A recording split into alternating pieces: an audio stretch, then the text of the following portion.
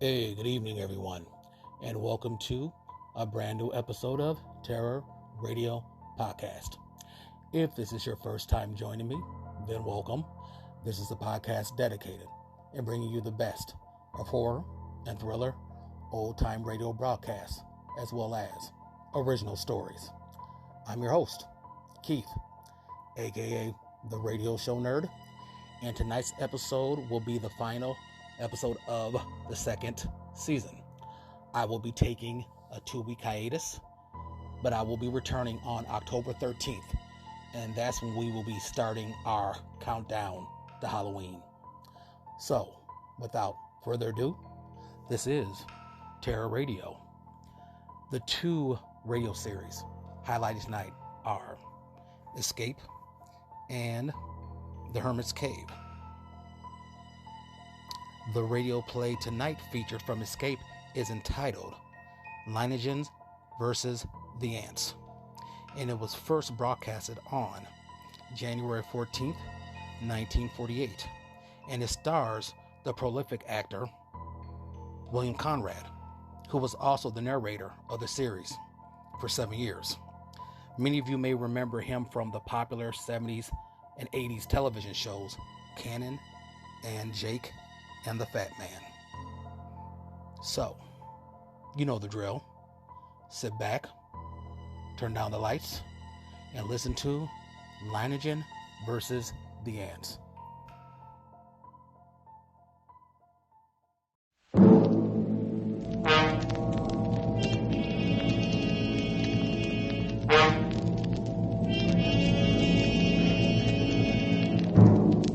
You were isolated on a remote plantation in the crawling Amazon jungle, and an immense army of ravenous ants is closing in on you, swarming in to eat you alive. A deadly black army from which there is no escape.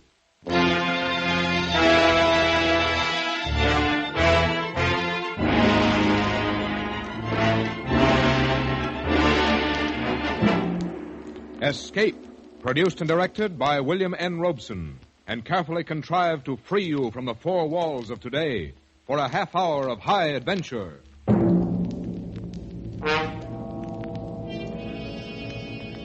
Tonight we escape to the Amazon jungle and to a creeping, crawling terror, as Carl Stevenson told it in his gripping story, Lineages versus the Ants.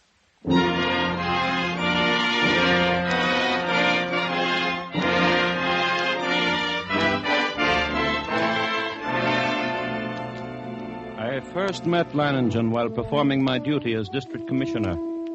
As my boat neared his plantation landing, I saw him upon the riverbank, regarding me with mild interest. A great hulk of a man with bristling gray hair, bulky nose, and pale eyes. His entire appearance somehow suggested an aging and shabby eagle. He escorted me to the terrace and had a drink brought. I came quickly to the point of my visit and issued my warning. Lineages puffed placidly at a huge cigar and listened as I told him, unless they alter their course, and there's no reason why they should, they'll reach your plantation in 2 days at the latest. Uh-huh. Well, it was decent of you paddling all this way just to give me the tip. Tip? Commissioner, even a herd of crocodiles couldn't drive me from this plantation of mine. But these aren't creatures you can fight. They're an elemental force, a gigantic catastrophe. 10 miles long, 2 miles wide. Ants, nothing but ants. And each one as big as your thumb. And each of them a fiend from hell. Unless you clear out at once, there'll be nothing left of you but a skeleton picked as clean as your own plantation will be. I'm not getting out. But you can't fight. Yes, I can. I've got the best weapon there is, Commissioner. Intelligence. But can't I make you understand the hideous... I think it is you who do not understand. In the 3 years I've been here, I've met and defeated more than one catastrophe. Flood, drought, the plague. Events which caused many of my neighbors to flee for their lives. No, Commissioner, all my life I have lived with one creed. The human brain needs only to become fully aware of its powers to conquer even the elements. Lineages, your obstinacy is endangering not only your own life, but the lives of your workers and their families. You don't know these ants. I tell you, you don't know these ants.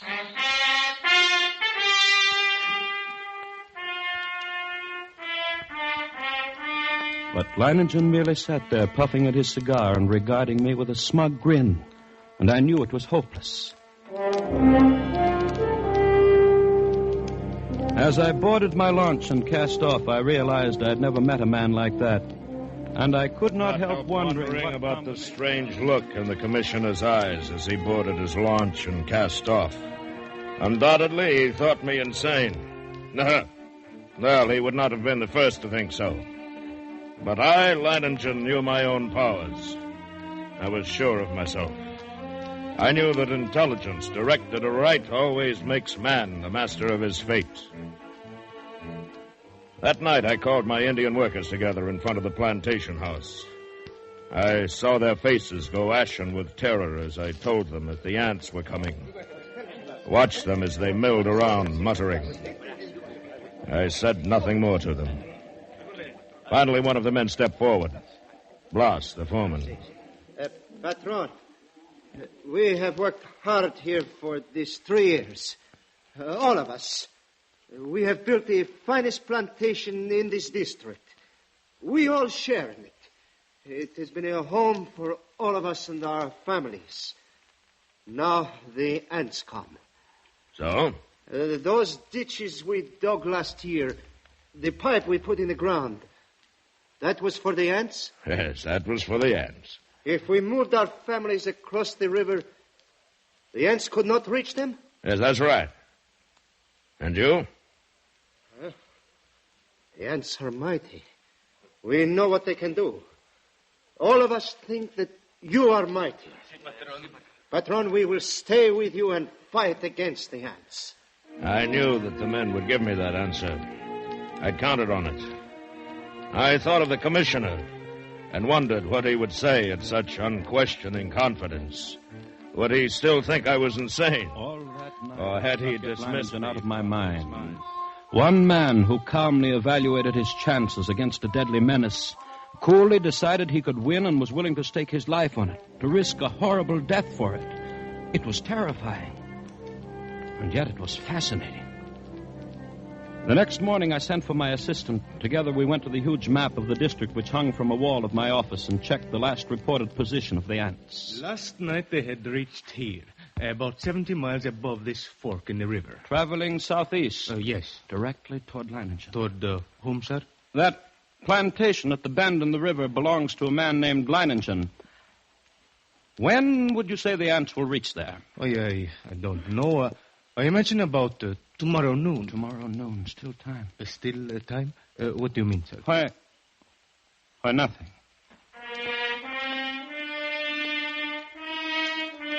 But what did I mean? Still time for what? For Leiningen to flee, or still time for me to... Even as I rejected the thought with horror, I knew that the fascination of that man was more than I could resist.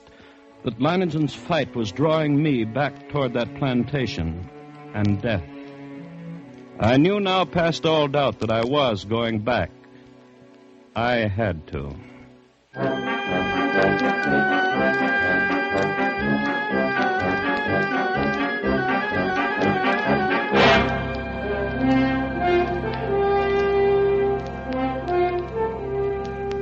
It was 10 o'clock in the morning when I rounded the bend and saw Leiningen's plantation before me.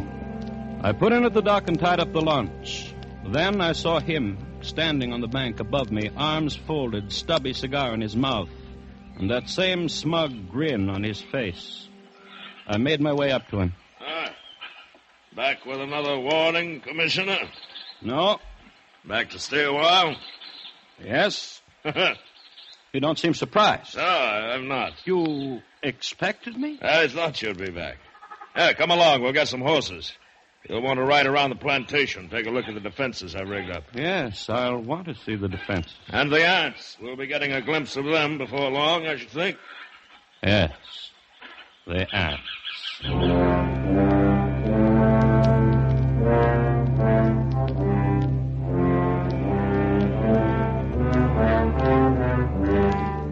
The defenses Leiningen had devised were quite impressive. Surrounding three sides of the plantation like a huge horseshoe was a ditch 12 feet wide. The ends of this horseshoe-shaped ditch ran into the river which formed the fourth side of the plantation. And at the upriver entrance to the ditch, Leiningen had constructed a dam by which the river water could be diverted into the ditch. A large hand wheel controlled the floodgate of the dam, and apparently Leiningen had ordered it opened immediately after my arrival. For as we now approached the ditch and rode along it, I could see that it was nearly full. How do you like my first line of defense, Commissioner? It's reassuring, like a moat around a castle. Unless the ants know how to build rafts, they won't reach the plantation. But this is only the outer moat. There's a better one than this. Now, come along. We'll go up to the high ground where the buildings are. We can get a view from there. Leiningen. Huh? I didn't see any women or children around the plantation or any animals. Yes, that's right. Moved them across the river. And even you think there is danger. Not because of danger, Commissioner. Matter of efficiency. Efficiency? Yes, cuts down on the efficiency of the men if they're worried about their families. Critical situations only become crises when oxen and women get excited. I see. Here we are. See the ditch? It's much smaller than the others. Yes, you've noticed how all the buildings are on this piece of high ground. The inner ditch surrounds them, and it's lined with concrete. But even filled with water, this is no barrier. It's not big enough. Why, if the ants get this far, they'll get no farther. This ditch wasn't built for water, Commissioner. You see the pipes leading into it? See those storage tanks on the hill? Petrol. We can throw up a wall of flame. Care to bet they won't like that? I hope you're right. Leiningen, look. Over at the edge of the jungle, all those animals. Yes. Running like the wind. Everything from jaguars to monkeys. Good heavens. Remember, they don't have any ditches. But can they escape? Now, they'll be all right as long as they don't get caught between the river and the ants. They can outrun the crawlers. But if they get trapped, it's either the ants or the crocodiles. Look. Up there over the horizon. There are your ants. Look at them.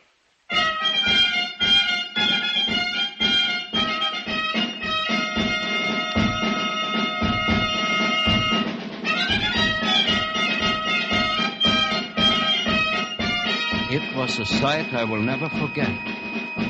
Over the range of hills, as far as I could see, crept a darkening hem, ever longer and broader until the shadows spread across the entire slope, then downward, uncannily swift, and all the green herbage on the entire slope was being mowed as by a giant sickle, leaving only the vast moving shadow extending, deepening, and all was moving nearer.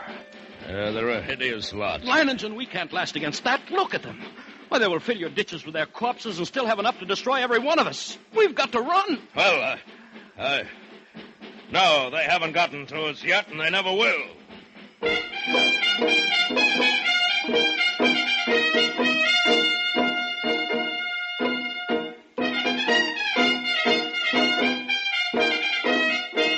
The hostile army was approaching in perfect formation. No human battalions, however well drilled, could ever hope to rival the precision of that advance. Along a front that moved forward as uniformly as a straight line, the ants drew nearer and nearer to the water ditch. As they approached, two outlying wings of the army detached themselves from the main body and started marching along the sides of the ditch, no doubt expecting at some point to find a crossing. And during this hour-long flanking movement, the main army remained still. Across the scant 12 feet of ditch, I stared at them, and they stared back at me. Solid mass, every one as big as my thumb, with reddish-black body and long legs. Suddenly, a sound so unearthly as to freeze our blood jerked our heads in the direction of the jungle on the far side of the ditch. Coming toward the ditch at a stumbling gallop was a singular being, a writhing, animal-like blackened statue with a shapeless head and 4 quivering feet. It was a stag covered over and over with ants. Leiningen threw up his rifle, and the stag fell lifeless to the ground, its agonies at an end. Horrified as I was, my curiosity impelled me to glance at my watch. I had to know how long the ants would take.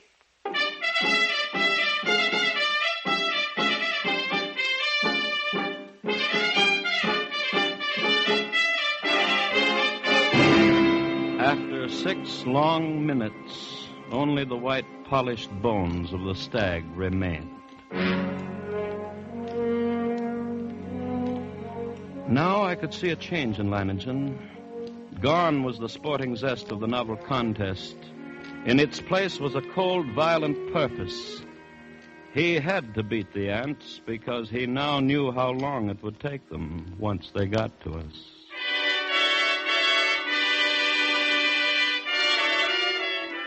Around 4 in the afternoon, the ant scouts, having found no crossing, there was a stirring among the main army. And then an immense flood of ants about 100 yards in width commenced pouring in a glimmering black cataract down the far slope of the ditch. Thousands drowned instantly, but the rest began using the bodies as bridges. Lanigan immediately swung into action. Get to the dam, open the floodgate a little more. We've got to get the water in the ditch moving faster. Si, senor. Look at them drowned in the thousands. But they keep coming. Even though the current carries many of them away, they're advancing. Well, we'll fix them. Blas! Yes, senor. How about those shovels and petrol sprinklers? You passed them out to the men? Yes, it has been done. Then get all hands here in a hurry. This looks like the spot for action. Hey. Commissioner. Yes? Beginning to see what I was talking about? What do you mean? About intelligence being more than a match for anything it tackles. Take the ants. They've got no intelligence. If they had, they'd have attacked along the whole length of the ditch instead of a narrow front like this. They'd have been across by now. No. Too bad I'm not running their campaign for them. You can joke about it like that with ants halfway across the All right, ditch. men. Busy with the shovels now. Dump some sand and quads on them. See how they like that. You with the petrol sprinklers. Stop pumping. Aha! Aha! They don't like it, Commissioner. They don't like it a bit. Look at them. Yes, but look at the ones on the far side of the ditch. Whole clumps of them rolling into the water. The rest are using them for bridges. Smarter than I thought. And they're widening their front, too. Some of them are getting across. Grab a shovel, then, Commissioner. Make them regret it. What's the matter? It's the petrol, idiot. Douse your hands in the petrol. Don't stop now. The rest of you, club them. Club them. We cannot hold it back, senor. We must run. Keep at it. Don't stop now. Aha! The water's moving faster. And now got the floodgates open. Yes, they can't hold their own against the current now. Look at them, Commissioner. The water's carrying them away. We've beat them. We've won out.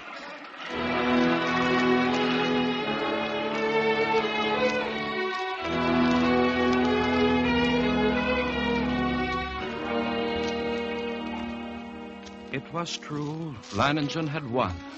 At least the opening round. The floodgates were left open to forestall any night crossing. But when dawn came, the dark blanket was still there, motionless across the ditch. Then we noticed a feverish activity on the other side of the plantation. Here, a grove of tamarind trees lined the far end of the ditch, and every tree swarmed with the crawling insects. But instead of eating the leaves, they were merely gnawing through the stems so that a thick green shower fell steadily to the ground.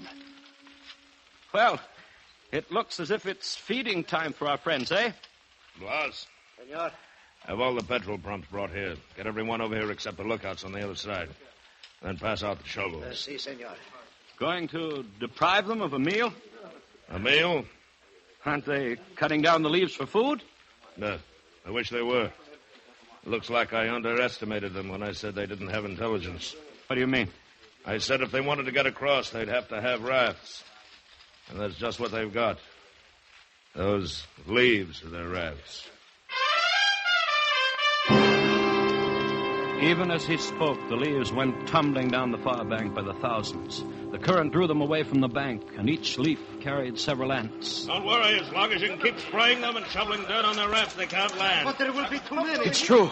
Look, more leaves in the ditch all the time. Why, they'll have a solid carpet to walk across in a minute. Not so fast, Commissioner. I've still got a trick up my sleeve for them. The water! The ditch is drying up. Yes, of course it's drying up. That's the plan. Those are the orders I sent to the dam. Are you mad? As soon as it's empty, what's to prevent the... Look, the water's way down. It's almost dry. They'll be able to come across the bottom. They'll not make it. The man at the dam will have opened the gates by now. To flood the ants? Right. But what a chance to take. If anything should happen... Here it comes. Here comes the water. Yes, we'll give the crawlers a ditch to ride in. Right out to the river. There. Look at them go.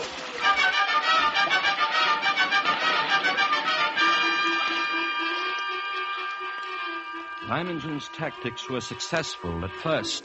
The violent flow of water at the original depth raced through the ditch, overwhelming leaves and ants and sweeping them along. 3 times the ditch was emptied. 3 times the ants raced across its bottom, and 3 times the rushing water, arriving just in time, carried them away.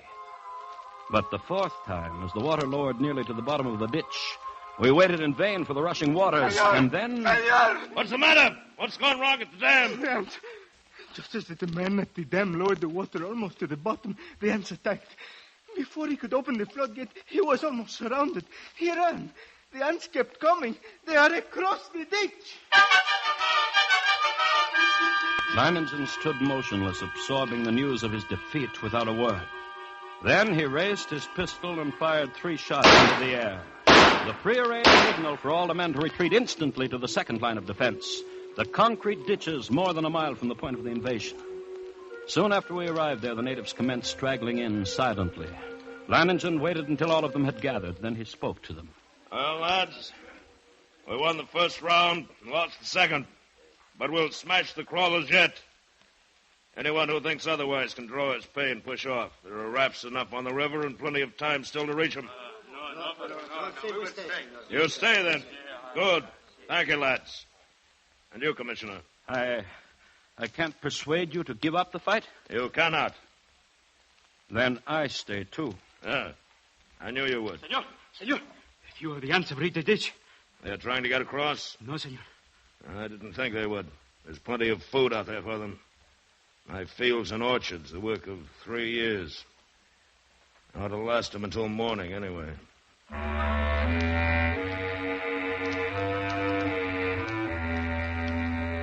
Yes, we were safe for that night.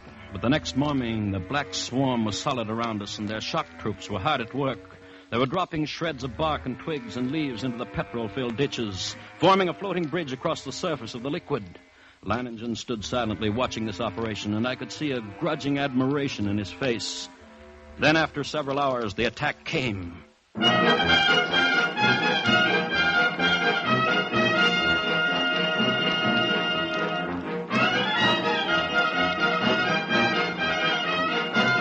Down the ditch they poured, millions of them, and across the bridge of twigs, rapidly approaching the inner side. Leiningen sat motionless, watching them. Leiningen, for the love of God, don't sit there like a statue. They'll be on us in a moment. Let them fill the ditch first. Now, all right? Everyone back? Blas, hand me the torch. Now we'll see how our friends like a little heat. Flames from the ditch shot into the air, devouring ants by the millions. It was some time before the petrol burned down to the bed of the ditch, but when it did, the devils came back for more. Again, Leiningen fired the ditch to destroy them. And still again they came on, but at each successive firing, the task of the ants grew easier because of the film of ash which now covered the petrol. And as they returned to the assault time after time, a slow, sickening horror crept into my mind. I looked quickly at Leiningen, then at the petrol tanks. He read my gaze and nodded slowly. That's right, Commissioner. We could hold them off forever if our supply of petrol was unlimited. But it isn't.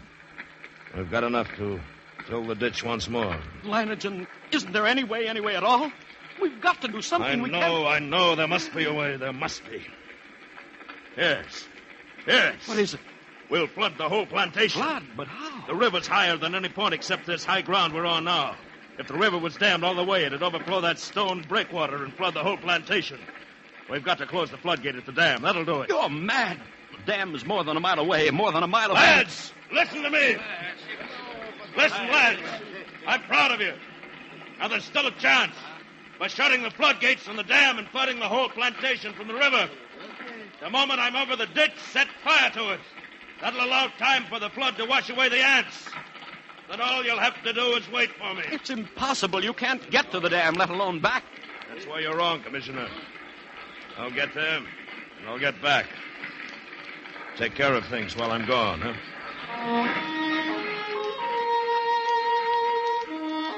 I watched him as he calmly pulled on high leather boots, drew gauntlets over his hand and stuffed the spaces between breeches and boots, gauntlets and arms, with petrol-soaked rags. He shielded his eyes with close-fitting mosquito goggles and plugged his nostrils and ears with cotton.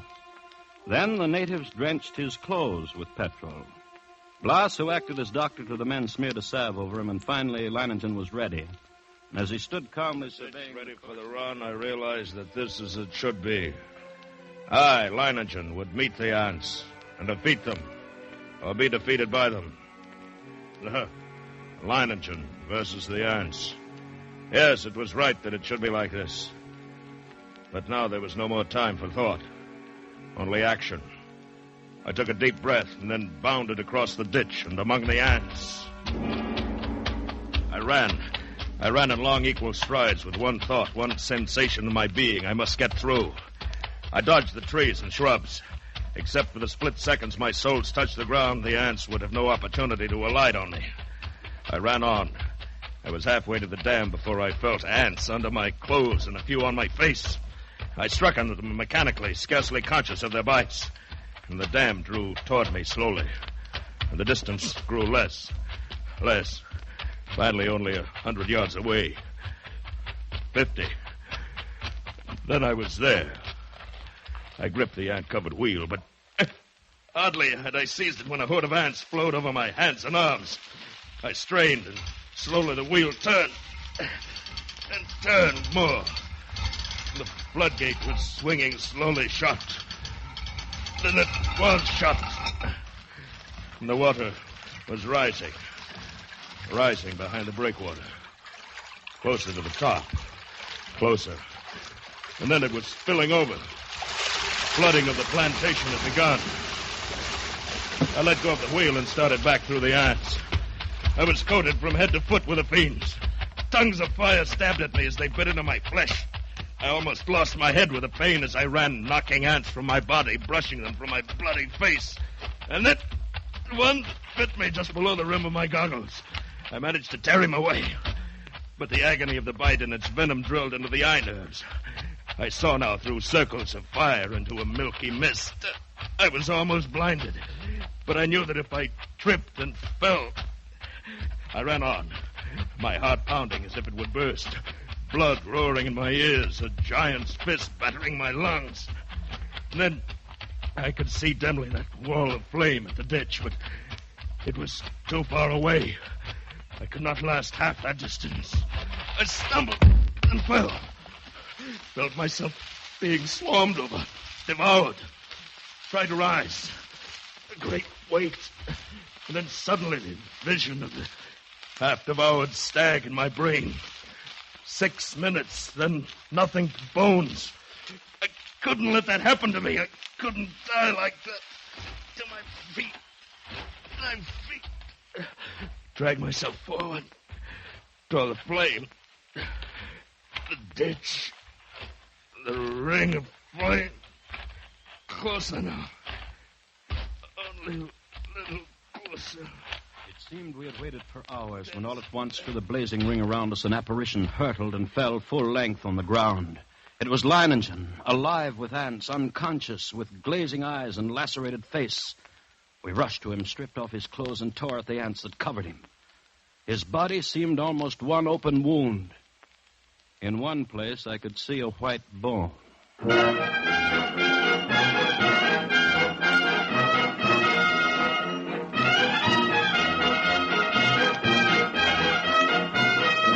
Later, as the curtain of flame lowered, I looked out where the blanket of ants had been and saw only a vast expanse of water, covering the entire plantation and working its way to within a few feet of the concrete ditch.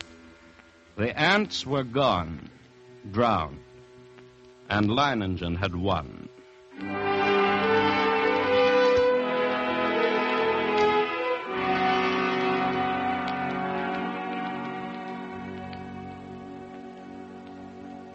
He lay on his bed, his body swathed from head to foot with bandages, but alive and still in command. Everything in order? Everything's in order. I told you I'd come back. Even if I am a bit streamlined.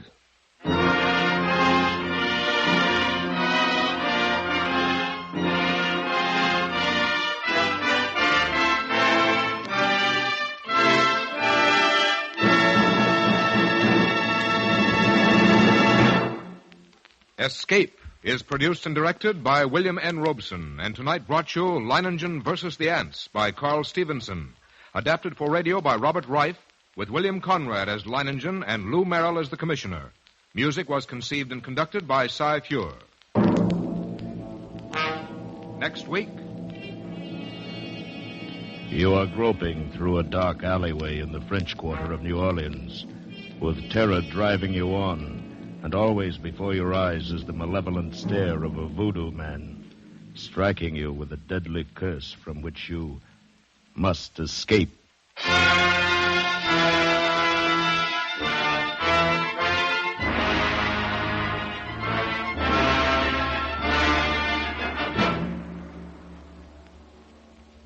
Next week, we escape with William Irish's eerie story of a voodoo-haunted band leader, Papa Benjamin. Good night, then, until this same time next week, when we again offer you Escape.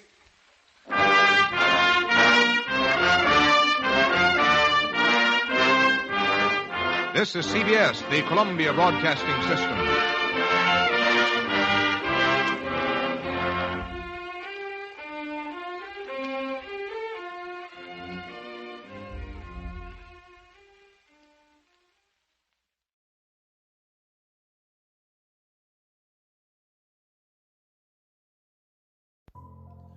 Up next, we have The Hermit's Cave, which was a syndicated horror series that began in September of 1937. And from what I gathered from my research, it looks like it ended sometime in the late 1940s. Side note, from 1940 to 1944, it was produced by actor William Conrad, who was at the ripe age of 22. The radio play tonight is entitled Vampire's Desire, and it was first broadcasted on July 13th, 1941, and stars radio actor Mel Johnson. So, you know the drill. Sit back, turn down the lights, and listen to Vampire's Desire. The Mummers in the Little Theater of the Air.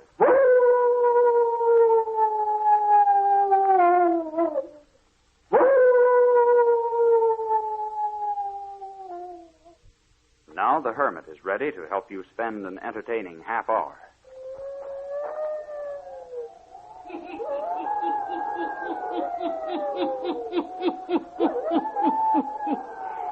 Ghost stories, weird stories, and murders, too. The Hermit knows of them all. Turn out your lights. Turn them out. Have you heard the story of Vampire's Desire? Then listen while the Hermit tells you the story.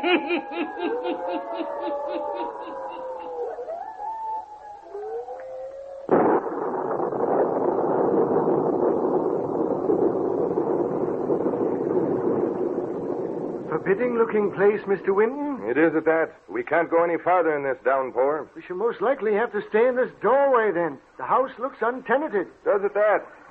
However, there may be someone in.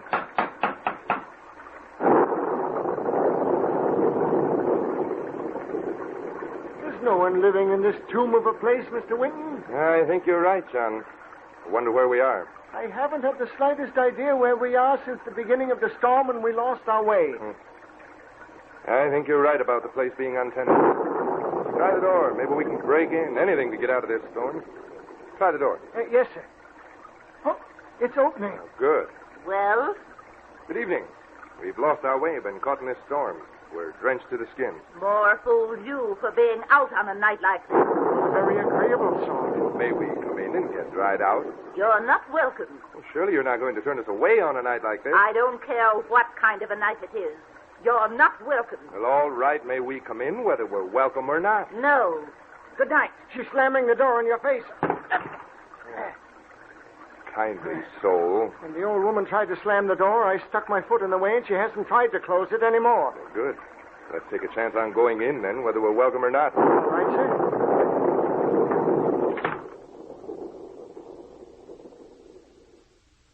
Now which way, Mr. Winton? Who can tell in this pitch darkness? Listen. The old woman. Yes. Mr. Winton, we're in the house of a mad woman. It isn't a very pleasant sound, is it? Doesn't seem to be a light in the whole place. What shall we do? We'll go to the right. Feel along the wall for a light switch or a door. All right. Come along, then. Follow me. Ah, here's a door. Come along, John. Stay close by me. Yes, sir. Oh, good Lord, sir. Is she going to keep that up all night? Well, if she is, I wish she'd tell what the joke is so we can laugh with her. Find the light switch? No, there doesn't seem to be one. All right, then. We'll continue in the dark. You go to the left, I'll go to the right. Maybe we can find something to sit on. Yes, sir. Ah. What's this? I found something. What is it? Well, it might be a bookcase built into the wall. All right. There may be at least something in it that we can sit on. Even books will be better than the cold floor. Yes, sir. Although I can't feel anything yet. Keep talking, John, so I can find my way over to you. Yes, sir. Why don't you strike a match? Fine chance either of us have of doing that. They'll be soaking wet. Where are you? Right here, sir. You're almost up to me. Oh. Now, where's the bookcase? Right here. Let me have your hand. Ah, yes. Now, let's feel all through it. Maybe something of use in it. You never can tell. What was that? Sounds like someone at the door. What are you doing? Trying to light a match. Any luck? No, sir. Just like you said, they're sopping wet. Quiet now. Let's listen. Huh. I must have been imagining things. I've been imagining things ever since we first heard that old woman laugh like that. It fairly makes my hair stand on end. There it is again, sir. A rustling near the door. Who is that? Who's there? Stay away from that bookcase. Stay away. Who is it? Who are you? Stay away from that bookcase. We wouldn't be near the blessed bookcase if you'd be gracious enough to conduct us to a room with some furniture in it so that we might rest and get dry. Stay away from the bookcase. He's leaving, sir. Well, this is a fine how do you do, isn't it? Oh, I've had about enough, sir. I'd sooner we were on our way. Oh, nonsense. However, we'll leave the bookcase alone if that's what we're asked to do. He's still hereabouts? Yes, I heard him. Say, you playing some game with us? If so, we're not in the mood for it. No answer. No. Oh, there she is again. Yes. That's enough. That's enough.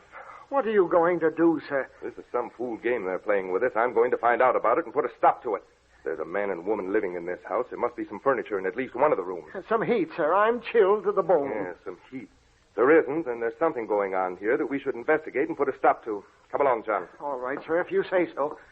Where to first? We'll start right where we are. Search the whole house. From this floor up to the roof. Isn't that...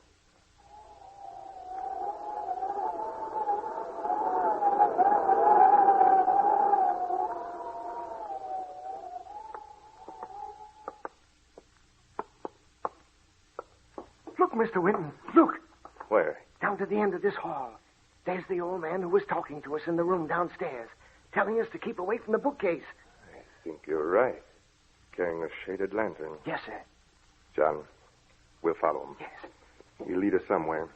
We can't wander in this house all night in the dark. At any rate, he has a light. I don't think he's noticed us. We'll have to get close to him before he turns that corner down at the end of the hall. Yes. He's almost at the corner. There, he turned. Hurry. He might duck into some room close by and we'll lose him. Easy now, while I peek around the corner. You see him, sir? Yes. Going into the first room on the left. Quiet. The air is stale and musty here. Yes, but never mind about that just now. That makes me gasp for breath. Here's the room he went into. Quiet now while I have a look. Is he in there, sir? Strange. I'm sure he went in there. He might be hiding behind the door waiting to pounce on us. Old man like that couldn't do much pouncing. He might be armed. Oh, take that chance.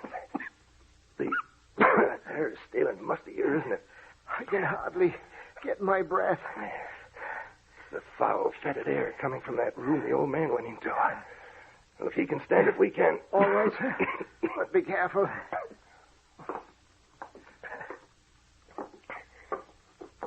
Yeah. He's not in here. If he is, he's turned out the lantern. Hello? Hello? There's no one in here. Huh? The door, John. The door just slammed shut. Oh, there's no door here. I ran right into a blank wall. Where the door was? Right here, yes. John, we're trapped. Some devilment underfoot in this house. We're right in the middle of it. In a room with no way out. And no air. No air. Now, don't start whimpering. We're in it, and we'll have to see what we can do to get out. But what could they want of us? How should I know? What shall we do? Just sit and wait? No, we'll start looking for a way out of this room right now. If we only had a light. Maybe we can find some other way out of this room. We can try. You go to your right, I'll go to the left. We follow the wall around till we meet. All right. And tap the wall as you go along. Listen for hollow spots. Oh. Now what?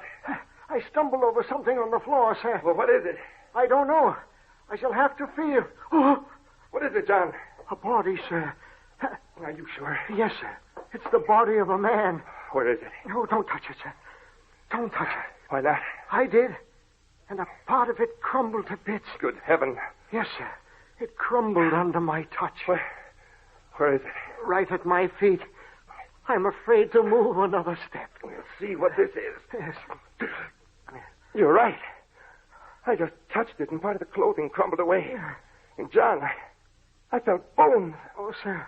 That's what's going to happen to us if we don't get out of this place. I just know it is. Oh, that fellow must have been dead for years. The clothing just crumbled away in my fingers. Yes. John, we must get out of this place as quickly as possible. We're in great danger, I'm sure of it. In danger of our lives. We've got to find a way out of this room before we suffocate. Why don't we try to find the place where the door was, sir? Yes. Back to the door, John. We haven't time to look for any other exit. We'll have to find out how to open the door we came in. It's over this way, sir. Right along this wall. Oh, there's the hideous cackle of the old woman again. Never mind about that cackle. We've only a few minutes to find a way out of here. When that door closed, it hermetically sealed this room. If we don't get out, we'll suffocate. What shall I do, sir? Feel along the floor while I search along the walls here. Feel for any loose boards or any part of the floor that might move. Yes, sir. Have you found anything yet? No, sir. Keep working. For heaven's sake, keep working. I can't do any more, sir. I'm through. Keep searching, John. Keep searching. There must be a secret spring somewhere in here that'll open this door. Did you find anything yet, John? John, answer me. John. He's done for. Don't let go, man. Keep on. Hang on. We're not done for yet.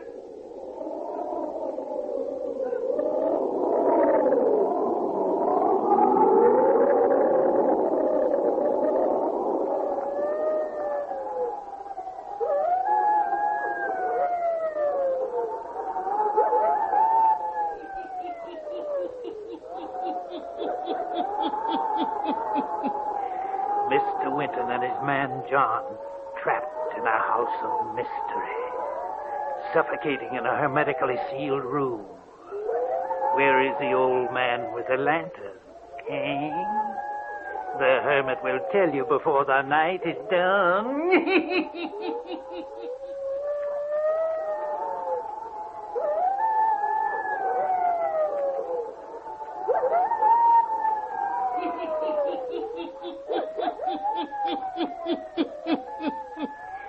Winton and his man John are trapped in a hermetically sealed room in a house of mystery.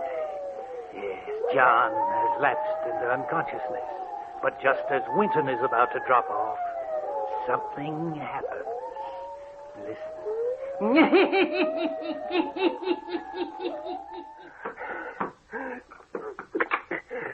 John. John, we've made it. I've found the hidden spring just in time. Now, get you out of here. There. You'll be all right in no time. Oh, it's you, sir. Yes. Now, come on. Pull yourself together. Where are we? I don't know. But at least we're out of that death trap. How did we do it, sir? Just before I went under, I happened on that hidden spring that works the door. What about the old man with the lantern? And the cackling old woman? And the crumbling body of the man? We're going to see about those things immediately. I'm going to get to the bottom of this thing. Come on. And get suffocated all over again? I don't think we will. Besides, I know where the release for the door is now. Come along. And careful. Take an extra long step when you enter the room. I think we tripped some kind of mechanism when we first entered. Yes, sir. Old man with a lantern went into this room and disappeared. But where can he have got to? If he stayed in the room, he must have suffocated. He didn't stay in the room. I'm positive of that. Keep your ears open and listen for any hollow sounds.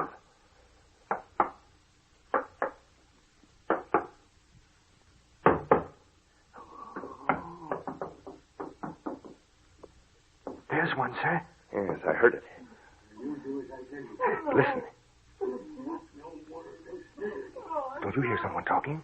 No, sir. Put your ear to the wall and listen. I can't do it anymore. I tell you, I can't. You hear it now? Yes, sir. Two people talking. Yes. I knew that old man couldn't have vanished into thin air. There's another door hidden here somewhere, and we're going to find it.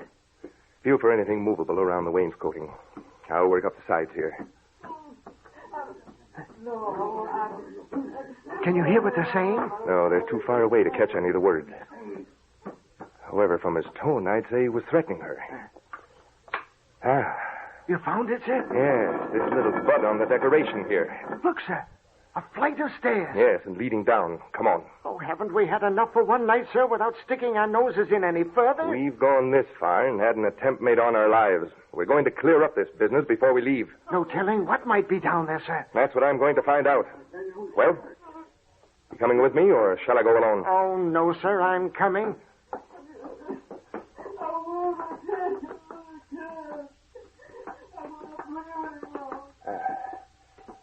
You can hear them talking a little more clearly now. Do it, I tell you. You understand that? Close enough to make out their conversation. Now there are two more up there with Gregory. Yes. The man we saw with a lantern is talking about us, John. Yes, sir. He thinks we're dead upstairs with that body we found. If you do not continue to obey me, that's what will happen to you. Oh, no. No. Cringe. Cringe. That's what I want you to do. Come on, John. We'll see what we can do about this. When I'm gone, you think all the money will be yours. I don't know what you're talking about. Oh, yes, you do.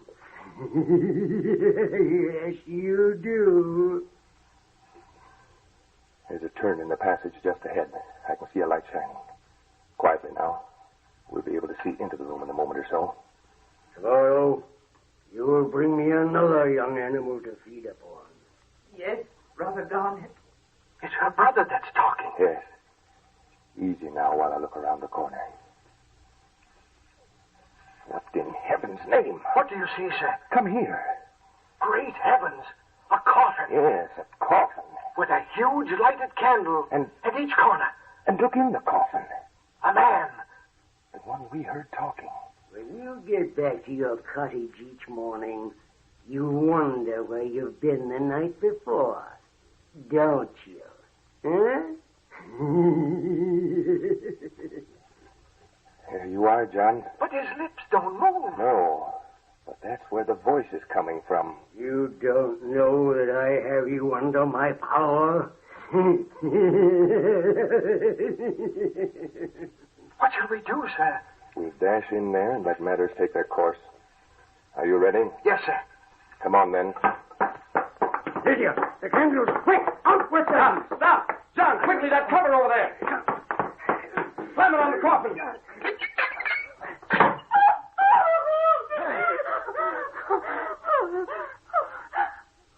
The lady. Look at her. Look at the change that's coming over. Where am I? A coffin. You too. Where am I? You should know better than us. But I don't. Are you sure? Oh, yes. Yes. Oh, please believe me. Why, I begin to understand now. I think I do, too. It's been this all the time, while I thought it was just a terrible nightmare. Would you like to make yourself clear? The coffin. Tell me, who's in it? Who's in the coffin? You mean to say that you don't know? Oh, no, I swear I don't. Well, you called him brother just a few moments ago. Brother? Your own brother Garnet is in that coffin. No. No, how can that be? We buried my brother Garnet over 8 years ago. Oh, I see. Yes. You are... I'm Lydia Crampton. Miss Crampton, I would advise you to start at the beginning so that we might unravel this maze. Oh, I'll try. But not here, please. Yes, here. If my deductions are correct, it would be better for everyone concerned to get the truth right here and now. All right. There's very little I can tell you that I know definitely. Brother Garnet died about 8 years ago. I hate to say it, but he was horrible. He was a devil. As soon as Father died and he came into the money, he started making my life miserable. Why? I never could find out why. Then Garnet died and was buried. And with him was buried the secret of Father's will. I know that the estate was supposed to pass on to me after Garnet's death, but I can't find any sign of the will. What have you done? I have a small income from my mother. I've been living in a little cottage not far from here. And now comes the part that's like a terrible dream. But I'm beginning to see it now. I'm positive that I'm right when I say that Garnet somehow was able to exercise his will upon me after death. What makes you say that? What I've been thinking were horrible nightmares, I now see were actual occurrences. He made me come here every night to wait upon him. He told me that Gregory, his butler, had placed him here in this coffin and had buried a dummy in his place. Then he killed Gregory. The body in the room upstairs? Yes. When he had me under his spell, I used to pass through that room and laugh at the remains of Gregory, call him lazy for always sleeping on the floor. To think that I would do a thing like that. Go ahead, Miss Crampton. He made me bring him a young animal every day or two. What was that for? He fed upon them. I thought so. He feeds upon the blood of animals. Yes. He sucked the blood from them. And when he had fed, he had the strength to get out of his coffin for a while. This is horrible. Stop her. Oh, quiet, John. Then that's how we saw him in the hall upstairs. Go ahead, Miss Crampton. That is about all. He used to taunt me by the hour, telling me I'd never come into my inheritance. I see. When we slammed the lid on the coffin, we broke his spell over you. Yes, you must have done. Tell me, Miss Crampton, where in this room are we in connection with the rest of the house? I don't know. It must be on the ground floor, I suppose. That's what I was thinking. I have an idea. What is it, sir? Hear that? Another hollow spot. Exactly. Now, watch this point right here. Yes, sir? We'll press it and... It's opening. Why, it's the bookcase in the front room. And look at this in the back of the bookcase. A small secret compartment. Keep away from the bookcase. The dead body is talking. Talking even with the coffin lid on. All right, John. We're ready to put a stop to his talking. Here, Miss Crampton, a package from the compartment in the back of the bookcase. I think you'll find it's your father's will. Father's will? Yes. Now, John, take those candles out of the candlesticks. Hand the candles to Miss Crampton. Now, hand me one candlestick and use the other as the hammer. What are we going to do, sir? We're going to put an end to Garnet Crampton. But how, sir? What are we going to do with the candlestick? I'll show you. Use the ornamental pointed end of this candlestick as a spear. You use your candlestick as a hammer. We'll drive this one through the heart of that monster in the coffin. No. But that would be murder. It will not. He only lives during the night. Go on, strike. We'll release his soul so that he'll never trouble anyone on Earth again. Faster, John. I'm working as fast as I can, sir. When Miss Crampton told me of his feeding on young animals... Sucking the blood? Yes, I knew then that we had a vampire to deal with. What are you doing? For heaven's sakes, what are you doing? We're ridding the face of the earth of a vampire.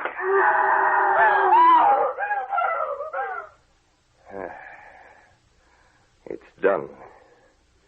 We've driven the point of this candlestick through the coffin and through the heart of Garnet Crampton, who's long been dead, but whose soul has been held in bondage by the result of his evil practices in life.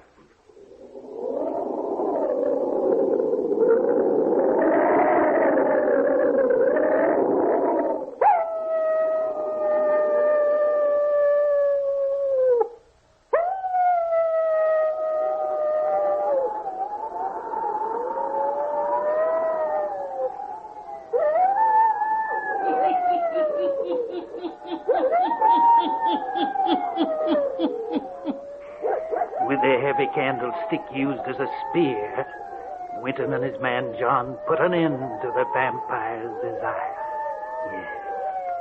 Released his soul so it could never again return to the earth. Turn on your lights. Turn them on. I'll be back. Pleasant dream.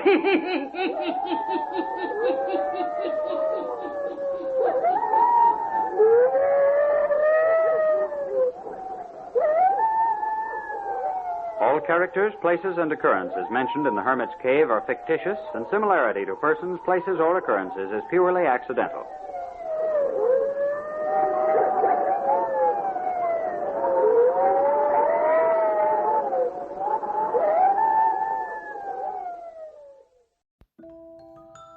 That's the show for tonight. I want to thank you all for listening.